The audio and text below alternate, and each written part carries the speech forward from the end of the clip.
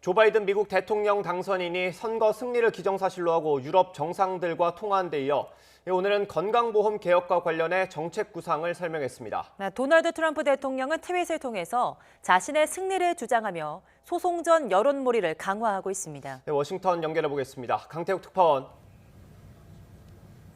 네, 워싱턴입니다. 외국 정상들과의 통화가 공식적으로 시작됐네요. 네, 그렇습니다. 바이든 당선인이 어제 외국 정상 가운데 처음으로 주스탱 트리도 캐나다 총리와 전화 통화를 했는데요. 이어 유럽 핵심 동맹국인 영국과 프랑스, 독일의 정상과도 통화했다고 밝혔습니다. 대선 승리 축하를 받은 데 이어 트럼프 대통령이 망쳐놓은 동맹을 복원하겠다는 의지도 담긴 것으로 보입니다. 이와 함께 정권 인수를 위한 속도도 높이고 있는데요.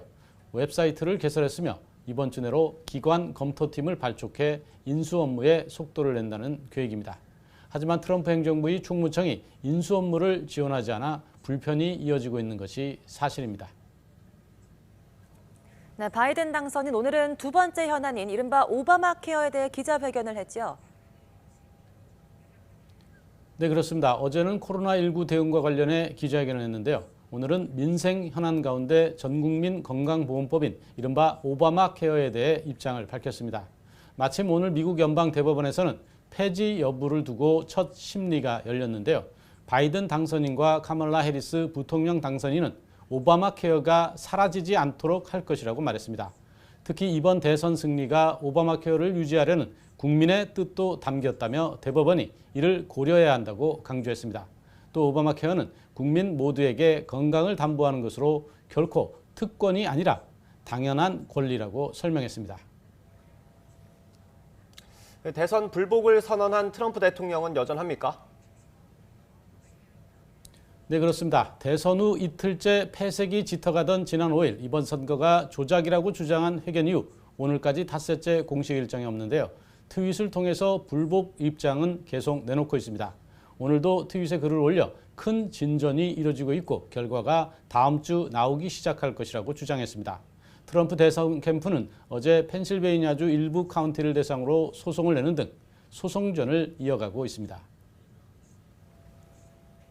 네, 공화당과 행정부 참모들도 일단 트럼프 대통령에 힘을 실어주는 분위기죠.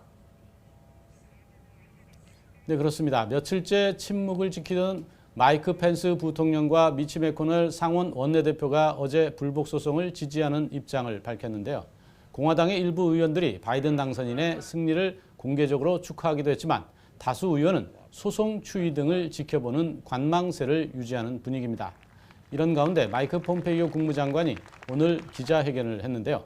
폼페이오 장관도 일단 트럼프 대통령에 힘을 실어주는 취지의 언급을 했습니다. 이에 따라 바이든 당선인과 트럼프 대통령 측의 신경전도 당분간 이어질 수밖에 없어 보입니다.